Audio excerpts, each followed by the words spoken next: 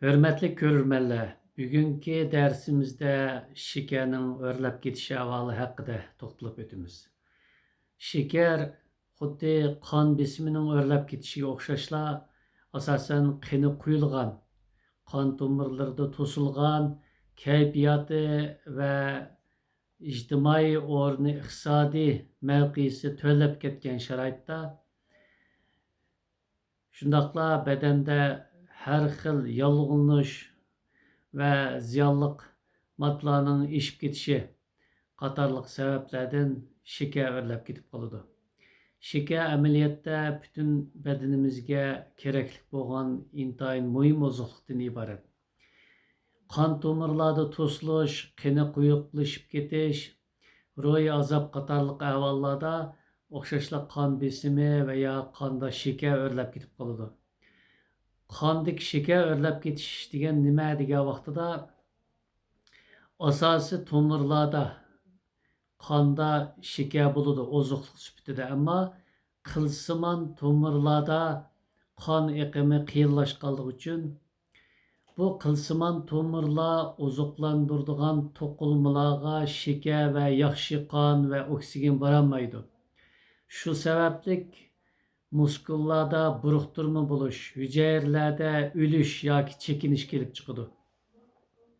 Shuning uchun qonda asos tomirlarda şeker bor bo'lsa-mu, amaliyotda to'qilmalar shekarsiz qolganligi, yaxshi oziqlanmaganligi uchun insonlar o'rg'dab ham muskullari chekinib, yog'oq, nursiz, charchang, quvvatsiz, unutqoq hem çeç tökülgen halatda bedellik hem ruhiy jihatdan texmo qiyin vaziyatga tushib qoladi. Shuning uchun shekarni davolashda oldi bilan sheker kelib chiqishiniki, o'rlab ketishining sababini aniqlash lozim. Tibobatda shekerni yuqorilab ketishi ahvolini ikkiga bo'lamiz. Issiqdan bo'lgan sheker o'rlab ketish ve soğuktan boğan deb ikkiga ayırıyımız. Issiqdan boğanida asasen qandaki oksigen azlab, karbon köpüyüp, qini quyilib, tomirlar to'silganlikdan kelib chiqqanda issiqdan boğan şeker o'rlash deb aytamiz. Umumiy şeker o'rlab ketish ahvollarda %80%'ni issiqdan bo'lgan deb ayırıyımız. Çünkü şekerning o'rlab ketishi asosan qini quyuqlikdan, tomirlar to'silganlikdan, hayvoniy shaklda oziqlanish va yashashga yuzlanganlikdan kelib chiqqanligi uchun buni asosan issiqdan bo'lgan deb ayırıyımız. Barliq azob uqubatlar, dashnam, tanqid, so'kish, haqorat, ezish bular manfiy energiya bo'lg'achqa ruhiy azobdan kelib chiqqan şeker o'rlab ketishlar va oshqozonning ojizligi, buyrakning ojizlab ketishi, turmush sharoitining nacharlab ketishidan kelib chiqqanlarni ularni hammasini to'plab sovuqdan bo'lgan şeker o'rlab ketish deb aytamiz. Issiqdan bo'lgan şeker o'rlab ketishni asosan qinini pokizlash, tomirlarni ichish, ilmiy va insondek oziqlanishga qaytib kelish orqali şekerning o'rlab ketishini tuvallatgili bo'ladi. Buningda dinar, abdimon, qo'qiya qatorliqlarni ishiltish, oz tomoq yeyish va kavob, polo, sams qatorliq ig'ir, quyuq ve sığış qiyin yemekliklarni yeyishdan bir mezgil parhez qilishimiz lozim. Qora go'sht aralashib qolsa buni iste'mol qilsak bo'ladi, lekin tutib go'sht yeyish, polo, kavob, samsa ve her türlük qo'rilgan yemekliklarni 2 vaq, 3 vaq iste'mol qilish qonning kislotasini oshirib, jigarning haroratini yuksaltib, badanda quyuqlikni ko'paytganligi uchun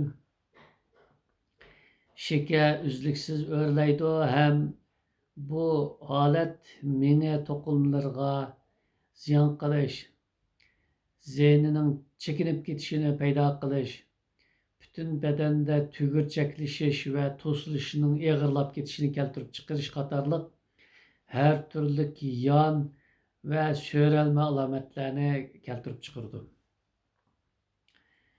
Endi soğuktan bo'lgan şeker o'rlab ketishda asosan ruhiy sabablar, shundoqla soğuk, ko'langa va nachar yerda turib qolganlik, turmushda qiyinchilik bo'lib oziq yetishmaslik,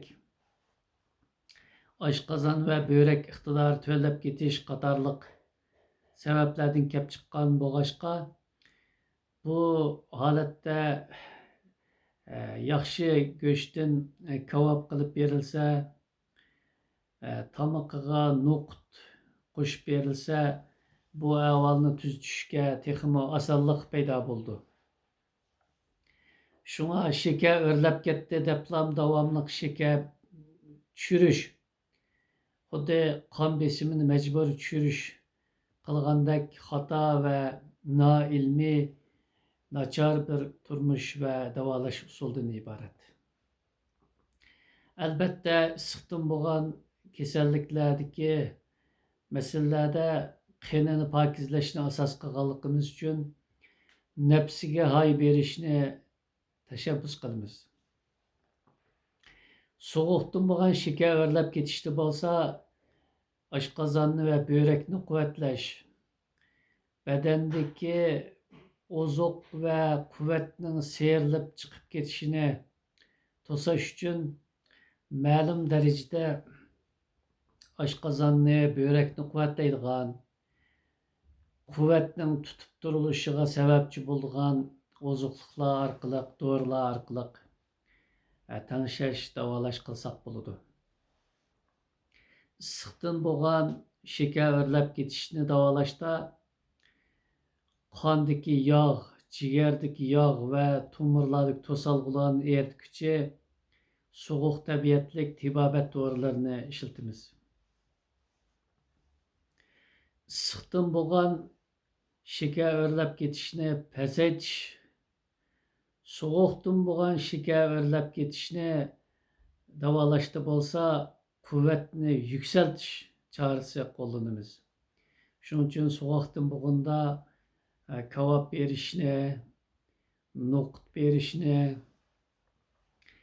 va bir qism issiq tabiatli choy doriları demlab ichishni tavsiya qilishimizdagi sabab issiqdan bo'lganda pasaytishni, soğuktan bo'lganda yuksaltishni tavsiya qilamiz.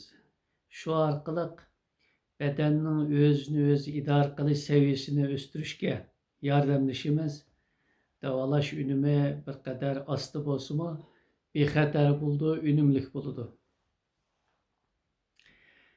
Oxirida aytib o'tadiganimiz, qon besimi va yoki shakarning o'rlab ketishi mustaqil kasal bo'lmaganligi hamda davolash unumining tamoman bemorga bog'liq ekanligini qo'shimcha eskartib o'tishimiz lozim. Chunki har qancha tushagich dorilarni iste'mol qilsakmi,